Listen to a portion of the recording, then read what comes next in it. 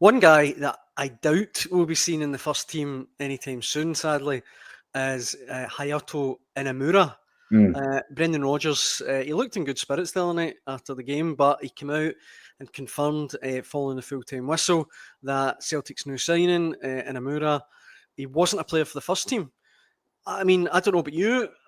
I was really shocked to hear that. I was really shocked and surprised. I mean, he's 23. You'd have thought he was coming in to be a first team player.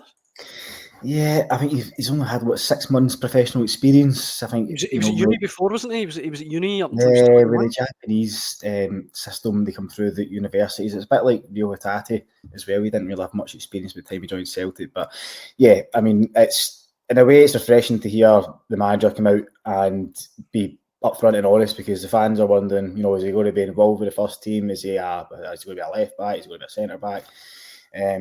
There was so much up in the air, but it's clear that the club have signed him as a development player. At 23, not so sure, but obviously the scouts have spotted him and they believe he's got potential.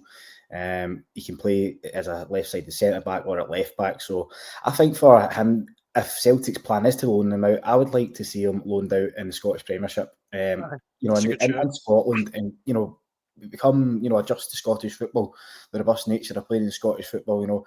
From what I see, he hasn't really got a strong physique. He's not got like one of these powerhouses that you often see, like Cameron Carter-Vickers, a monstrous presence at their back. But so it'd be good I think if Celtic are to go down that route of loaning him out, then it'd be good to see him loaned out to a Scottish team. But I mean, I don't want to create a story where there isn't one. But as soon as I heard Rodgers say that, I thought to myself, I worried that there was maybe a little bit of a disconnect between the players Rodgers wants to sign and the players the recruitment team want to sign, if you know what I mean. Like, it screamed to me that this wasn't a Rodgers sign. This wasn't a guy that he is particularly keen on. And like we said, I mean, I could understand if he was 18, 19, but guy's coming off his 24th birthday.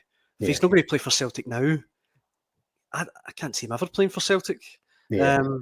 I don't know if you would read as much into it as that, but I definitely picked it up a little bit. It reminded me of Rodgers' first term.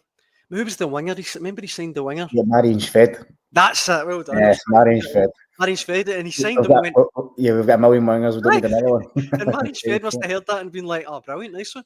It reminded me a wee bit of that, and I don't know what you think, but that just made me kind of wonder how happy Rodgers was with the signing.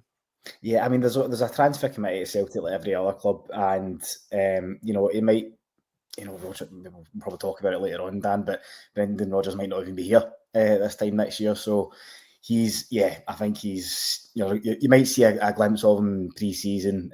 He might spring up a surprise, and he might actually turn out to be better than Rodgers expected, but it's, as you say, with his age and where he's come from the other side of the world, it does seem like a kind of strange signing. But obviously, Celtic have unearthed gems of unearthed gems from all over the world. So perhaps this could be the latest one. I know. Oh, look, fingers crossed. I hope he does really well. But I thought it was a really inauspicious, not opposite of inauspicious signing. Well, what we're talking.